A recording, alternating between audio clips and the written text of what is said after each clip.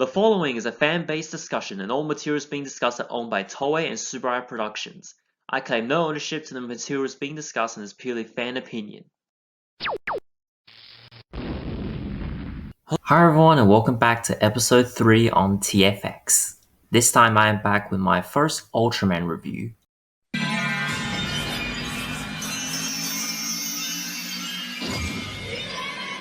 Ultraman Tiga. Oh boy, I am super excited for this one. Now, before I dive into the show, here's a little history lesson. After Ultraman 80 became a failure, it basically marked the end of the Ultraman franchise, at least in the Showa era. After over 15 years of hiatus, Ultraman Tiga comes into play. And just like it was a new era, Tiga revolutionized the Ultraman franchise in ways that I'll talk more about later, while also commemorating the 30th anniversary of the entire franchise. Just like with Kuga for Kamen Rider, Tiga became a huge success and one of the most popular Ultraman shows even till this day. Tiga's immense amount of popularity brought it to American TV, where it was dubbed in English by 4Kids Entertainment and aired as part of the Fox Box programming block. I did say this in my previous video, but I don't care, I'm still asking the question. Was Tiga a worthy return to the Ultraman franchise after 15 years? Or should Subaraya have kept it frozen on ice? Well, shall we find out? As usual, the opening first. Tiga's an interesting show for me in that when I first watched the show as a kid, I actually watched the Chinese dub, which also broadcasted on Chinese TV back in the days. I like the original opening enough, especially when it gets to... I quite like the energy in this opening. However, if you ask me, nothing compares to Tiga's Chinese opening.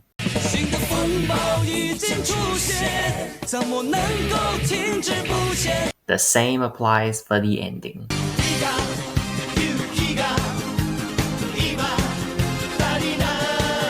I like the original Japanese ending enough, but the original ending theme does not compare with the Chinese dub.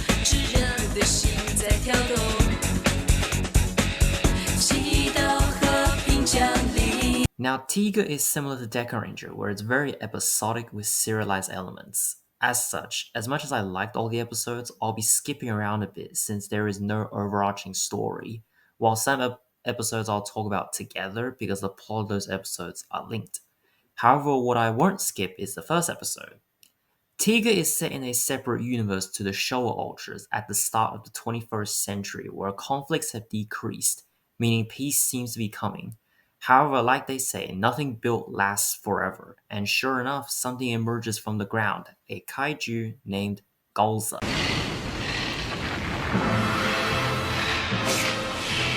The Earth is protected by an organization called TPC, with bases all over the world, which also extends to space and the moon, with the main base in Japan. As part of the TPC, we meet our main cast, a 7-member team called Guts, and they are the defense team, led by Captain Iruma Megumi.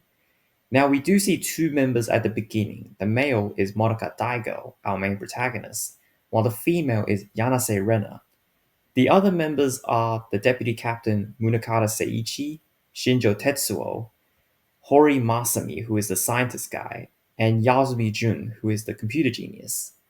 They found a meteorite that crashed on Earth with a time capsule inside that produced a hologram of a woman from the ancient times, specifically around 30 million years ago.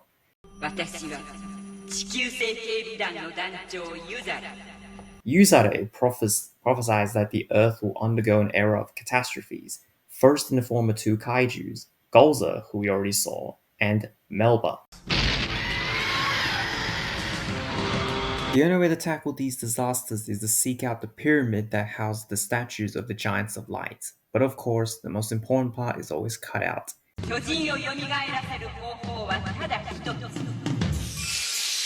They need to revive the giant, but how?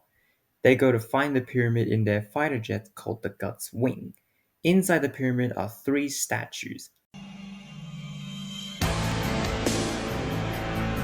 Here's a little fact. These statues are only the bodies, as the giants already left the Earth in their true form of light. Now, Galza and Melba destroys the pyramid and 2 of the statues.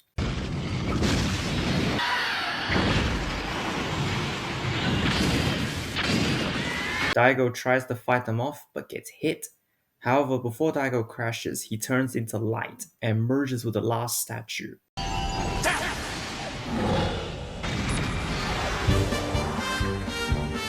Tiga is the first Ultraman to have form changes, with a total of 3 forms. Fun fact, Tiga means 3 in the Malaysian and Indonesian languages. We get to see all 3 in this episode. The first is multi-type, aka his default form. This form is the most balanced in terms of speed and strength. The next is power type,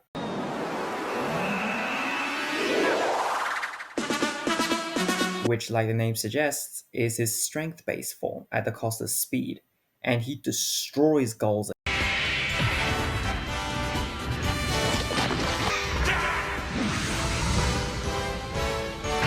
The last is Sky type, aka his speed-based form, where he's faster at the cost of strength.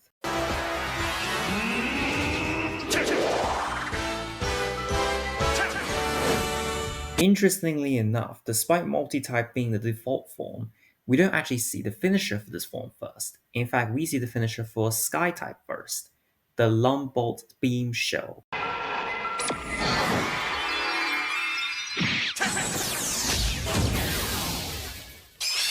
Now, Golda did escape, but he shows up again later on. Before I go on, let's talk about Tiga's design. This is the first Ultraman to have colors other than red and silver. The suit is amazing. The color scheme with red, purple, and silver is great, along with the chest design and the helmet. All 3 of his forms look great. The only problem I have with Sky type is that he doesn't use it that often. Now, this is a good time to mention this. You would have realized the light on Tiga's suit went from blue to flashing red. That light is called the color timer, and it warns them on how much energy they have left, because their power comes from solar energy. The Earth's atmosphere filters out a lot of the sun's light, and as such, an Ultraman can usually only find on Earth for around 3 minutes. The color timer starts to blink red either when they're nearing their time limit or if they sustain heavy damage. Now, it is revealed how to revive the giant, whose name is Ultraman Tiga, but only Daigo is able to hear Yuzare say it, and he also finds that he has the Spark Lens, which is his transformation device. Episode 2, the kaiju in this one is Gakuma, and it feeds on rocks. Because of mining, their food supply has decreased, and as such, it began turning humans to stone and eating them. I guess you can. To combat this, Guts begins to upgrade their fighter jets with weapons. We also get introduced to the founder of TPC, Sawai Soichiro. On the other hand, it turns out that the time capsule had an AI system installed in it, and only Daigo can hear it because Daigo has the DNA of the ancient giants. あなたはウルトラマンティガだ。第5の DNA には古代の英雄戦士の情報がプログラミングされている。 I love how Guts is able to kill one of the 2 Gakumas using their weapon upgrade.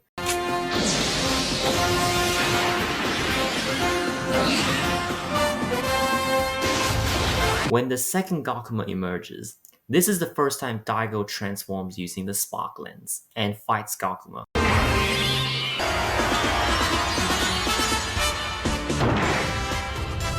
This also marks the start of a trope in the show where if the kaiju has horns, expect Tiga to break them before the kill. We also get to see the finisher for Power type, the Derisium Beam Torrent.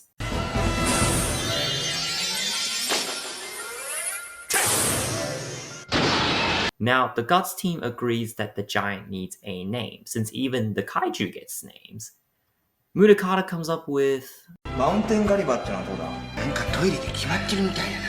I agree. It sounds stupid. Episodes 3 and 25. These episodes deal with a race of creatures called the Kieroids, and they consider themselves as prophets for humanity's future. They set fire to those who they consider as impure using the sacred fire.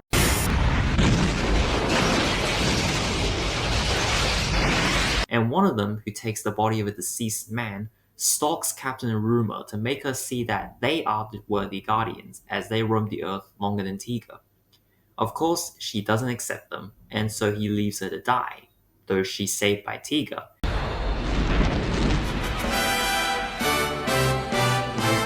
Then he fights Tiga in quite a cool fight.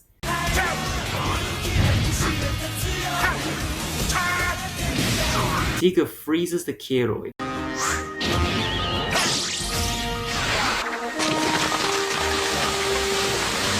Before killing him with a Zeperion beam, the main finisher for multi-type.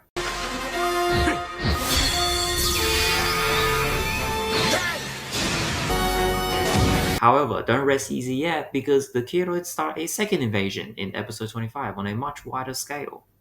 This time they brainwash the people of Japan into believing that they are the angels who have come to Earth for judgment and that Tiga is the devil.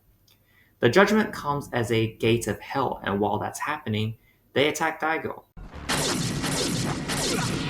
Daigo transforms to try to shut the gate, but then he faces Kiroid 2. Now this Kiroid can change forms too, only stronger.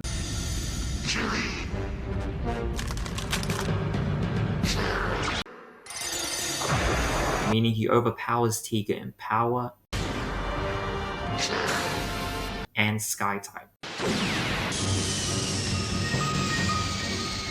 I love what comes next because the Kiroid opens the gate which covers Tiga in darkness, and Iruma's idea is to broadcast a live message saying that Tiga isn't the devil and he needs help. Next we see everyone shining lights on Tiga, which gives Tiga the strength to destroy the Kiroid and the gate.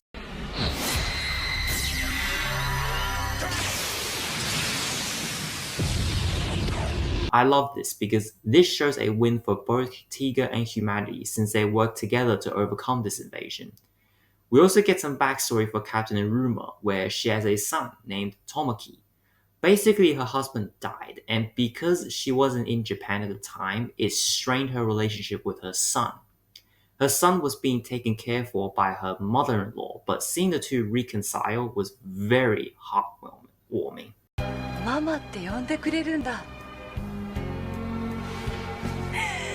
Also, her son is a computer genius, even surpassing Yasumi, since he broke into the TPC servers.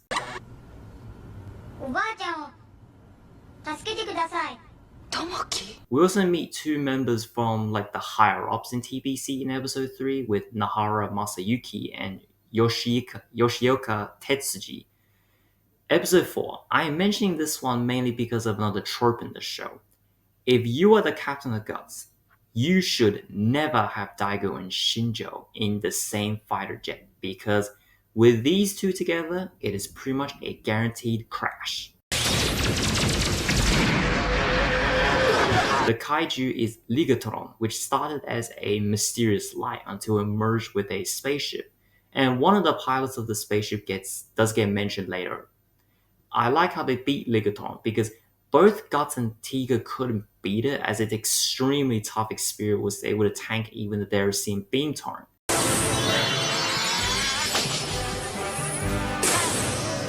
However, the consciousness of the pilots is still there, and they attack it from the inside, escaping their prison as beams of light, which allows Tiga to destroy it.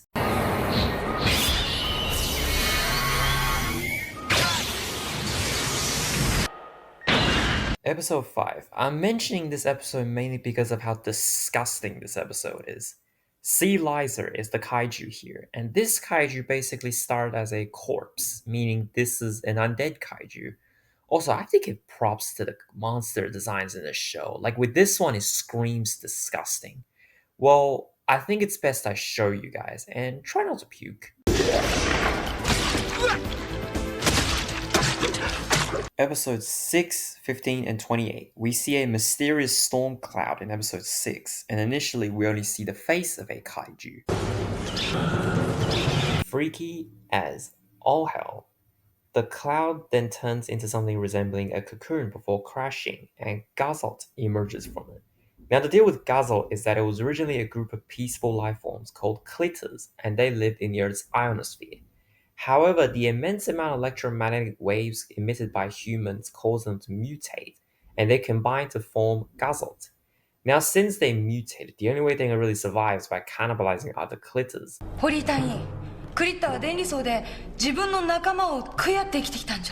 I love how Hori's first idea is to try to talk to it, since you gotta know, it wasn't a kaiju originally, and the Clitters are inhabitants of the Earth, like we are.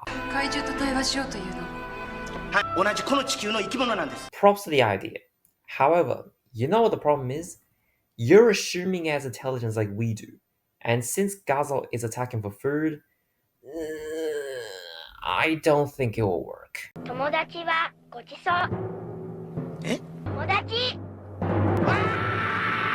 See? What did I just say? After Gazelle is destroyed, we see numerous Clitters, and I love the contrast between the looks of the Clitters and Gazelle, considering the Clitters look peaceful while Gazelle looks extremely menacing. Episode 15. TBC has created a system that uses a satellite that sends electricity generated from the sun to Earth as microwaves, which will provide limitless clean energy for humanity. However, それはあくまで人間にとって便利なだけである。now I'll play the sounds of the Clitters. Do you guys find it familiar? That's right, this sound is an altered version of a baby's laughter, which is creepy to say the least. Next, we see Daigo and Shinjo on patrol, and their plane starts to malfunction due to an electromagnetic field, and they crash into the ocean. Daigo! Hey! やっぱダメだわ。With these two together, expect this to happen a lot. Now, this episode is focused around Shinjo's younger sister, Shinjo Mayumi, who works as a nurse at TBC, and I quite like her, especially with this moment. ガッツウィングが事故ったって聞くといつも心配してんだからね。 See, she gets it. Now, her fiance Takuma Aoki, who is a motorcycle racer, is traveling to Japan to meet her. However, his plane is attacked by gazelles before dying. Fun fact, Takuma Aoki, which is actually the actor's name as well, is a real-life motorcycle racer. However, an accident in 1998 caused him to become paralyzed from the waist down. Guts must fight an even more powerful and ferocious Gazelle, and Mayumi almost gets caught in the crossfire. However, Takuma appears as a spirit and helped lure Gazelle away. Daigo transforms to fight Gazelle.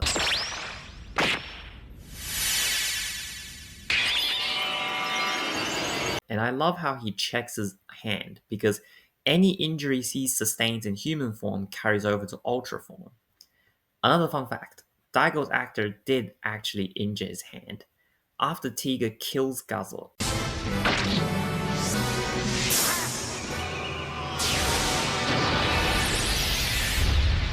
Mayumi and Takuma have a brief but extremely emotional reunion.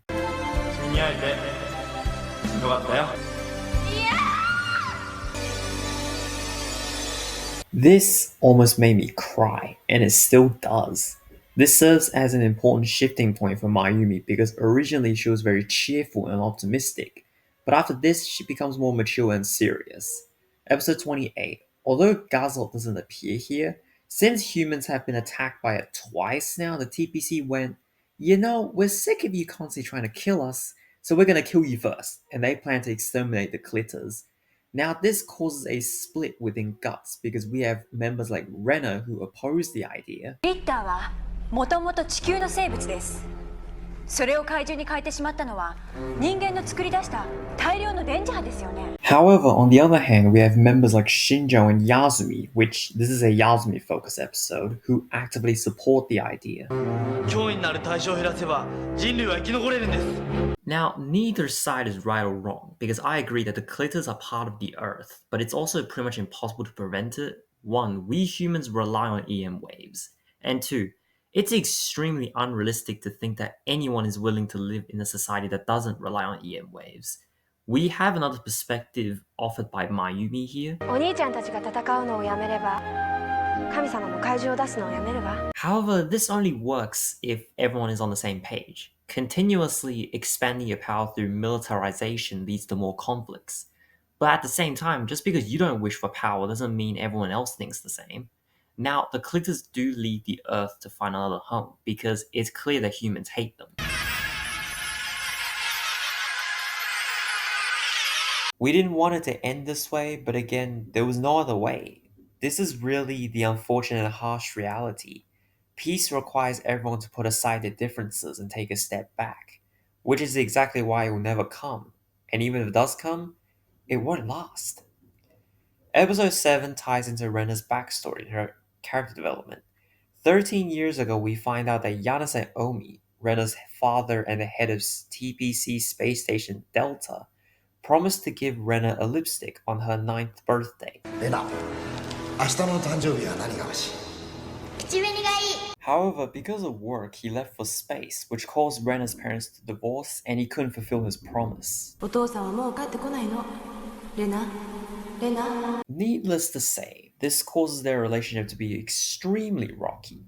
Now to the beginning of this episode, we see an UFO on a collision course towards Space Station Delta, and Omi warns it before being forced to destroy it. However, when he is coming back to Earth, his ship gets attacked by alien Leguron, who was the sole survivor of the destroyed ship, which their goal was to invade. The alien captures Omi and later Rena to avenge his family. The alien tortures Rena, and I love this scene because it shows the difference between Omi and Leguron. Although Omi chose work over family, he didn't forget the promise he had with Rena, as he still had the lipstick. Yes, it's 13 years late, but he never forgot, and we see him trying to save Rena. Leguron, on the other hand, did not think twice before abandoning his family, as he is alive because he escaped in a pod by himself. Exactly. You have no right to say you're avenging anyone when you selfishly value your own safety over the lives of your family and friends. Now, Rena does reconcile with her father, which is always a great moment, and props to her because forgiving someone can be way harder than hating someone. Work is important, yes, but it should never come between you and your family. 家族や仲間との絆を失った者による宇宙開拓はもはや開拓ではなくただの侵略者になってしまう危険がある。 Episode 8. Happy Halloween, everyone, as of the time of this recording, because this is a Halloween episode. The kaiju is a witch named Girambo, and her deal is on Halloween night, she comes while disguised as a human in a witch costume and hands out lollipops to children. Once the kids consume the lollipops, it allows her to mind control them to her lair, where she consumes their dreams.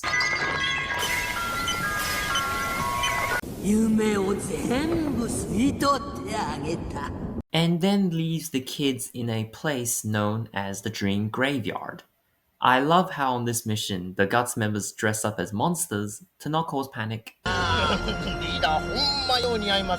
Of course, the kids do get their dreams back after Tiga kills the witch.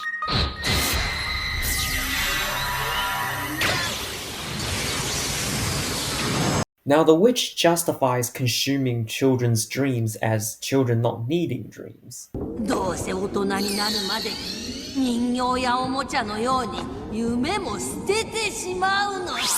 Most, if not all of us, had dreams when we were kids. But the real question is, how many of us actually end up achieving our childhood dreams?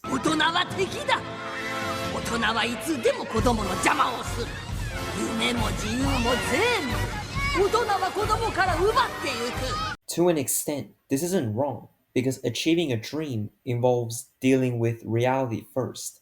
Then again, even if we don't always achieve our childhood dreams are still precious and will forever be needed for the future of this world. これからの地球の未来を作っていくのは子供たちの夢なんだ。子供たちの夢が地球の宝物か。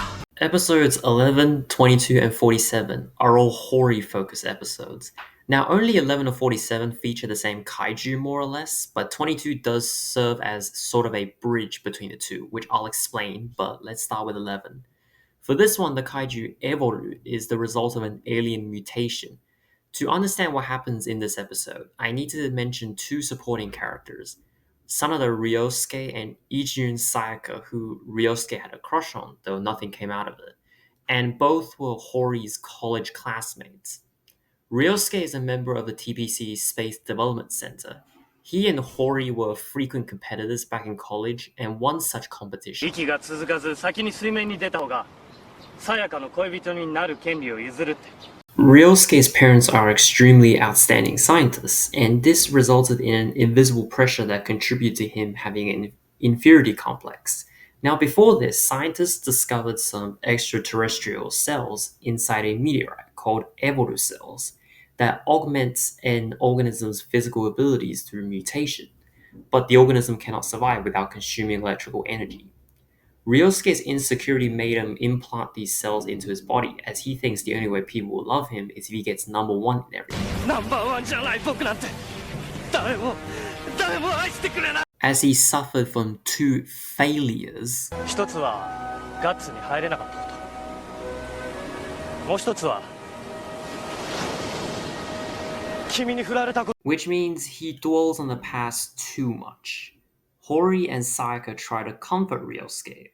Also, Hori's expressions here are priceless. 足も短いし、太ってるし、つまんないギャグ言うし、欠点だらけの人間よ。 I love how Tiga doesn't kill the kaiju, instead he takes in all the electrical energy Evolu emits until he turns back. ウルトラマンティガは怪獣エボリューの電気エネルギーを全て受け切り、エボリューが人間の姿を取り戻すのを待った。 However, Ryosuke still ends up dying. に眠れよ。もう誰とも競争せんでええやろ。 Competition and failures are good motivators for self-improvement, but anything taken too far will have the opposite effect until it turns you against each other. Episode 22, we see a meteorite crash on Earth and then a strange mist which contains parasites of the kaiju Magania. These parasites not only can mind control people, but they also siphon energy from humans into the meteorite, which gives Magnia the power to overpower Tiga even in his power type. It wasn't until after they destroy the meteorite that Tiga manages to destroy Magania.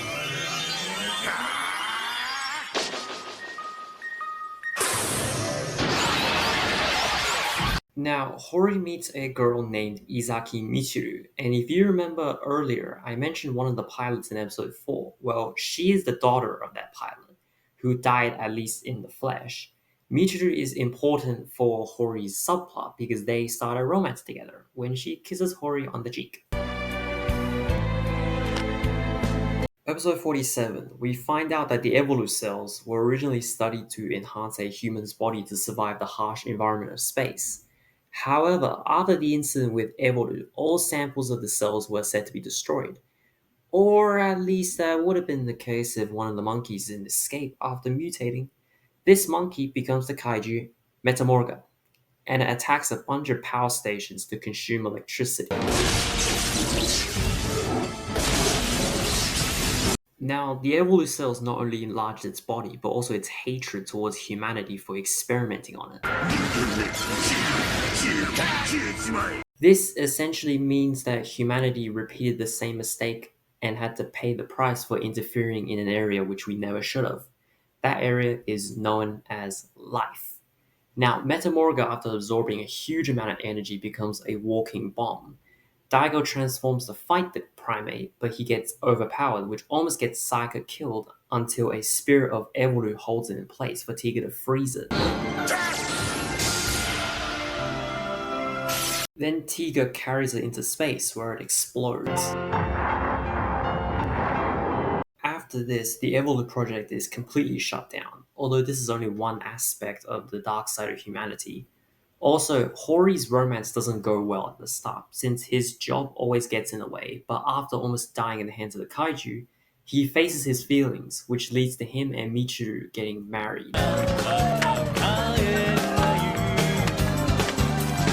Episodes 12 and 24. Even though the stories aren't connected, they do portray the same idea: pollution, or rather the effects of pollution, because the kaijus are formed from pollution over the years. Leilons in episode 12 is a sea creature that mutated due to nuclear radiation from human testing, and Litomarus in episode 24 is the result of vehicle exhaust smoke building up over the years. I love the fight between Tiga and Leilons because it's the funniest. I say fight, but it's really Leilons toying around with Tiga.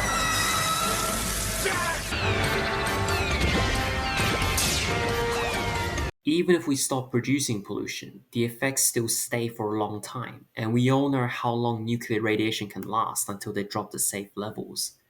Episode 13. The villain in this one is Alien Raybeak, and this episode has literally my favorite fight in this entire show, because this is the first time we see Tiga fight in human size. It's awesome, and once again, Hori's expression is the greatest.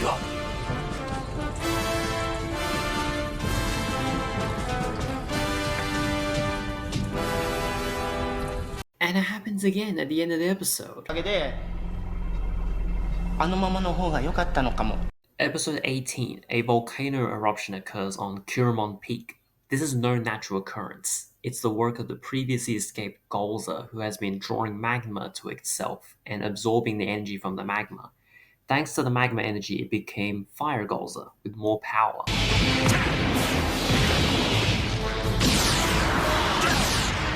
Along with the ability to absorb beam attacks. However, Tiga still manages to pull through and defeat Golza.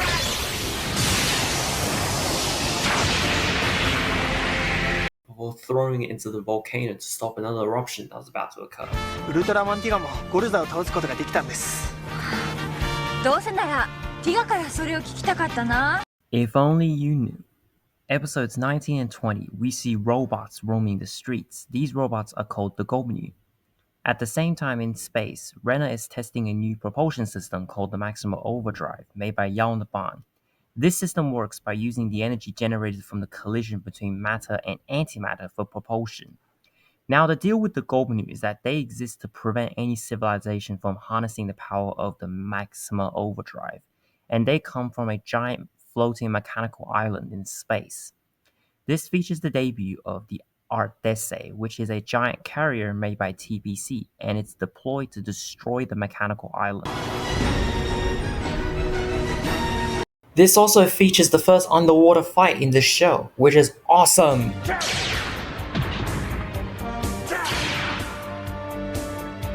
They only managed to destroy it with Guts using the Maxima Overdrive system as a weapon combined with Tiga's finisher, killing Gobenu Ogma and ending the threat of the Gobunus. マキシマは悪しき力でないってこと。宇宙の誰かさんにちゃんと証明しなくちゃな。No technology is inherently good or evil. It's entirely dependent on the intention of the user. Episode 30 features one of the serialized elements in this show, romance. Specifically between Daigo and Rena, because it starts off with them together on their day off at a zoo.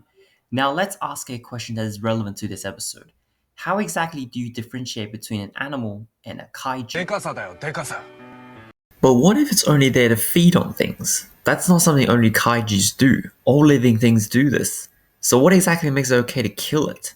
In fact, this kaiju is entirely humans' fault. Because the kaiju, King Mole Rat, was an ordinary mole rat until it mutated after consuming underground waste material thrown away by humans. I love that they didn't go for the kill, as Tiga shrunk it down after hearing Rena's desire to save it. And now lives in the zoo. Now, even though this explored a very deep concept, it still had very funny moments. The farmer going up to the kaiju with a pitchfork. Remember how Daigo plus Shinjo equals a crash? Well, they make a joke of it here. またやっちゃいましたね。ああ、落っことした。何機目だこれで。もう数えきれねえよ。And when Munakata orders them to fix the crash gut swing. ガッツイング2号を修理して祈祷せよ。ああ、やっぱり。Episode 31 is one of the creepiest in this show, and it's awesome. A mysterious life form is discovered in the South Pole. This life form, known as Bizarmo, was made through genetic engineering to convert harmful gases to oxygen on planet Bizarmo before it got to Earth. On paper, this sounds good. However, anything taken too far will have the opposite effect. In fact, the scientists who tried to study it got oxygen poisoning. Hori thinks that it can help humans. まだ酸素のない星に彼らを繁殖させたら人間が移住できる環境が作れるかもしれない。 But this is also where the creepiness begins. Bizarmo starts out as basically red slime, and it can crawl into computers where it impersonates people, the first being Hori, who it took as hostage. Now it tricks Yasumi into connecting the base computer to the lab computer so it can consume the electricity to multiply and take control of the main computer. trapping most of the guts. Also, the clone is a bit,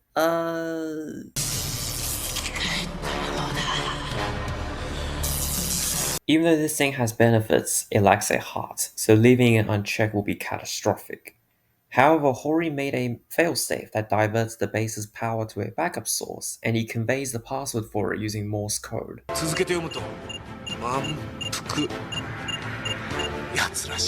With this, they manage to take back control and rescue Hori. Everything's solved, right? Wrong. Prior to this, Rena was knocked unconscious, and then gets tricked by a clone of Daigo. When she finds out, it's too late.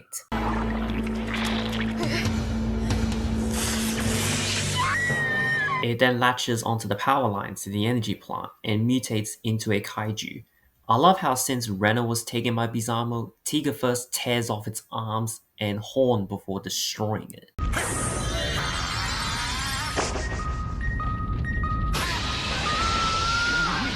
Episodes 34 and 35. Sawai heads to an island to have a summit meeting with other world leaders, but his plane loses contact after this.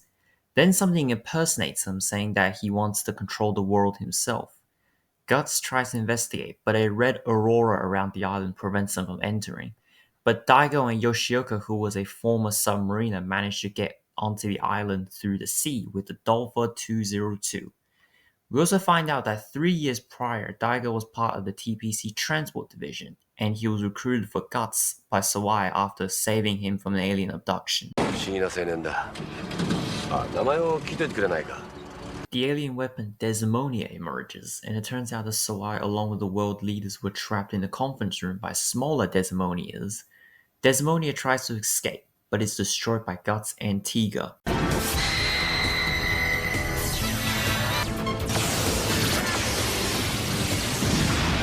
The threat is neutralized actually, hold on, because episode 35, an alien came to Earth 24 years ago when it was captured and kept on ice. It was given the code name Sleeping Beauty. How is it pretty? However, this alien was still alive and it stalks Rena like a ghost, having the creepiest laugh. Before possessing her, because after being on ice for so long, its body isn't functional anymore. This alien, Alien Desimo, takes Rena's body so it can pilot their weapon, Guwon, which was in the Kunlun Mountains, and it spews out red gas that changes the Earth's atmosphere to terraform the Earth. Daigo transforms, and for the first time, he uses teleportation.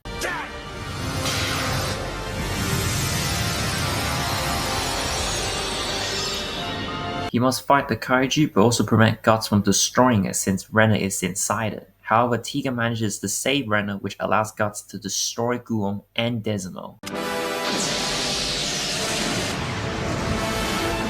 Episode 39 introduces a character who plays an important role in the finale, Kirino Makio.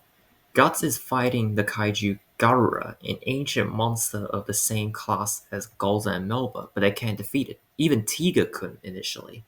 Now, Makio has psychic powers with ESP, telepathy, and precognition. However, while Daigo was treated as a hero, Makio was treated as a monster. He finds out that Daigo is Tiga and he plays a game with him, where he will tell Daigo where the kaiju will strike next. But he cannot transform, otherwise he will expose his identity. Initially, Daigo tries to lure the kaiju away from the city, but he is forced to transform to save Rena from being crushed by falling debris. Again, Tiga can't beat it until Makio told him the kaiju's weakness, which allows Tiga to kill it. Now this is because Makio realized that Daigo is recognized as a hero not for his power but for his courage, which all humans possess, and Makio is still human.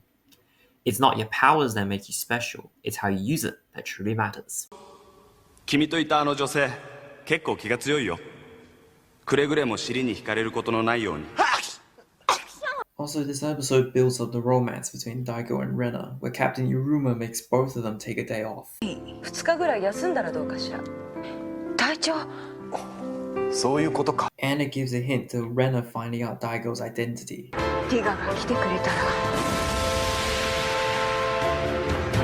Episodes 43 and 44 are probably my favorite episodes. A man is seen talking to Daigo, who has found out that he is Tiga.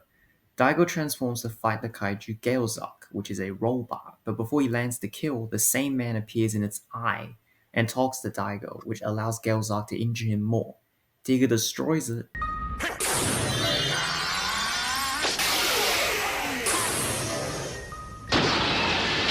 But Daigo becomes exhausted, which allows that man to beat the hell out of him and steal his spark lens.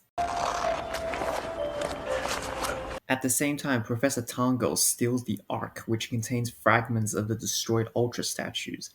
Daigo encounters a dog that leads him down an underground tunnel, which at the end of it he sees two statues.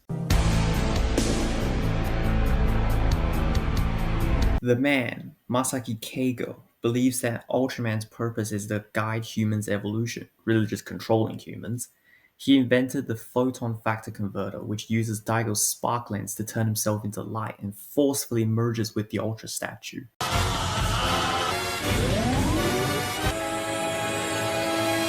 However, his impure heart corrupts the giant, becoming evil Tiga. And he rampages in the city. The dog merges with the kaiju statue, Gadi, and tries to stop evil Tiga. Now I love this scene, because Daigo gets his spark lens back by forcing his way through the electrical barrier and transforms. He arrives only to see evil Tiga kill Gadi, which pisses both myself and Tiga off. Tiga defeats him, and mind you, this is not really a fight between Ultraman.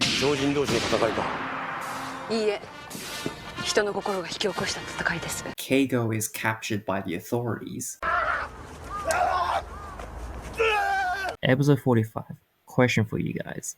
If you were given two choices, either living a happy dream or the harsh realities of life, which one would you choose? Because we see some yellow flowers, and these only serve as a start to a catastrophe. These are the work of an ancient plant kaiju named Gijira. Gijira has two functions. One is making people live in a dream world through its pollen, and the other is forever preserving human brain cells. The pollen is basically a drug, and it affects a lot of people, including everyone at TPC, minus Daigo due to his Ultra DNA, and it made Daigo see a vision of the ancient civilization's destruction. We also see two survivors of said civilization, Nook and Terra, who lived as cyborgs that run using Gijira's extracts. Gijira's pollen made mankind live a happy dream, and because Ultraman cannot interfere with their decision, they left the Earth, making mankind sitting ducks to the great evil. Remember this because this is important. We see humans fighting over the flowers. Basically meaning that they destroyed themselves, which begs the questions, will humanity go down the same path? And is it truly impossible to fight against fate? Daigo thinks that humanity can destroy Gijira, which is good thinking. However, Gijira's roots run deep, but you know what runs deeper? Human greed. This is proven correct as even Guts didn't want to destroy Gijira.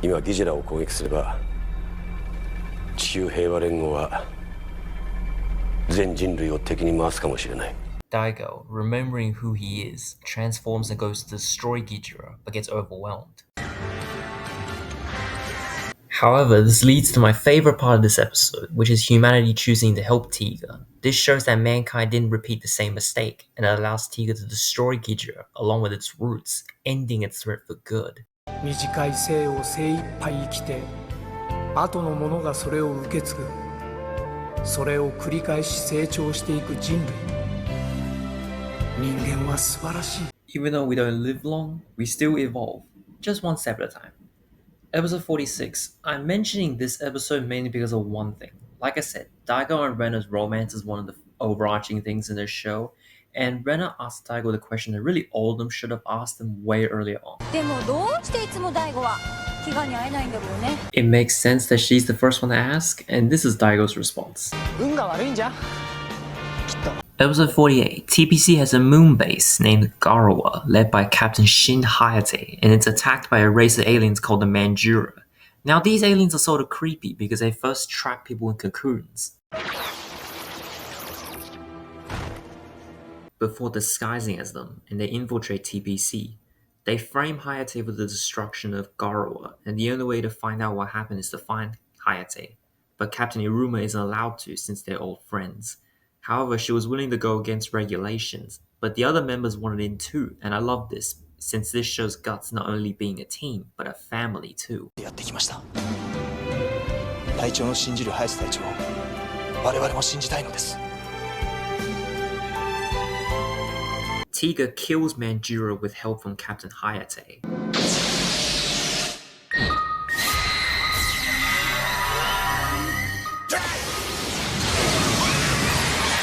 Episode 49 celebrated the belated 30th anniversary of the Ultraman franchise. Episodes 50 to 52 marked the finale. Guts discovers some ancient ruins on the seafloor and kaiju Zoiga emerges from it. Guts splits up with Hori and Shinjo investigating the ruins while the others deal with Zoiga. Now Rena has found out that Daigo is Tiga, and she felt that Daigo shouldn't have dealt with the responsibility by himself.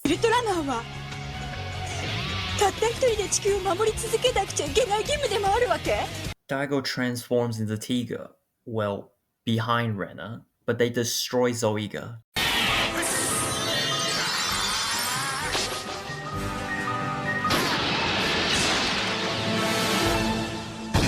I love how the main focus is actually on their relationship. Not to interrupt the moment, but it's not over yet because there isn't just one Zoiga, there's a whole army of them.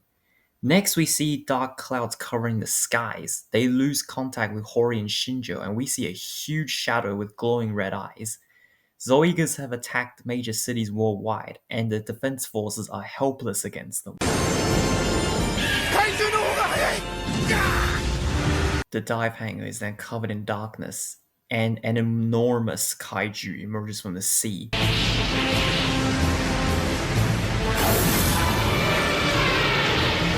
The Master of Darkness, evil god, Katanazoa, has arisen.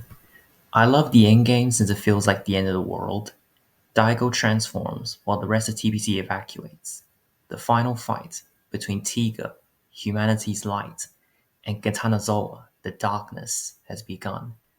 The overwhelming difference in power is quickly displayed, and even power type cannot turn the tide.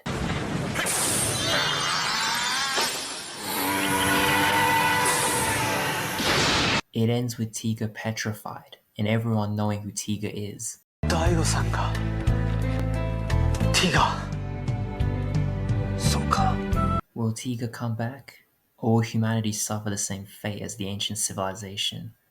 Tiga has defeated many kaijus and aliens, but this defeat really evokes a sense of despair. Tiga is down, but humanity isn't.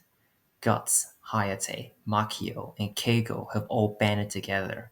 Shinjo and Hori help Keigo revive Tiga.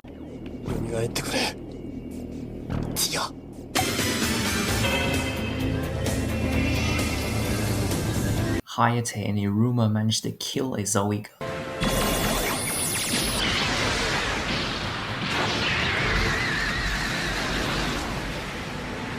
However, the evil god gets in the way, and the revive operation ultimately fails. Just as when all hope seems to be lost, kids worldwide turn into light and revives Tiga as Glitter Tiga.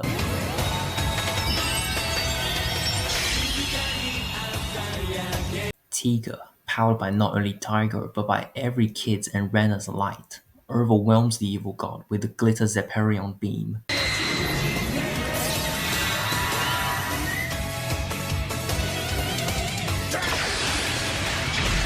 Before killing it with the Glitter Timer Flash special, eradicating the darkness.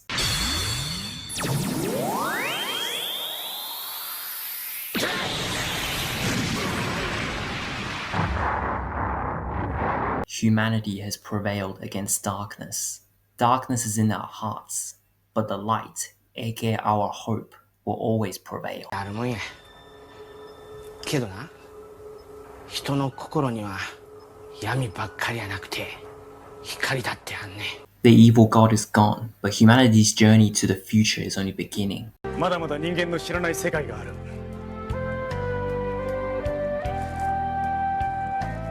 これからですよ、そうか。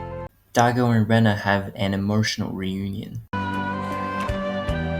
レナの声聞聞こえたよ。But Daigo's spark lens disintegrates. The Guts team have a final photo. The only problem is that Yasumi is the one taking the photo. Why do this to my boy Yasumi? He should be in the photo too. I love how in the ending it zooms in on Daigo and Rena on the photo.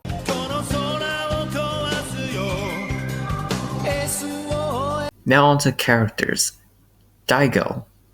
I love him. He's a great protagonist. He's extremely kind-hearted and he does what he needs to do for the better of the world.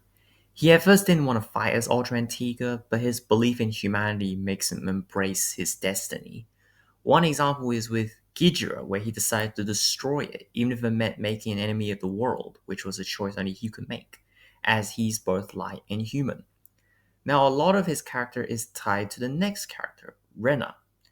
Her romance with Daigo is one of the highlights of this show. I love her backstory with her father, and she's very competent. She also loves animals, since she is friends with a dolphin. She is serious when it comes to approaching tasks, but she also wishes to coexist with other living things, like with the Clitters and King Molerat. I love her character because yes, you need to be professional, but not all kaijus or aliens are evil, so it's sometimes not okay to go for the kill.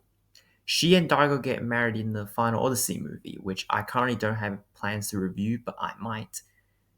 Iruma, the first female captain in Ultraman history.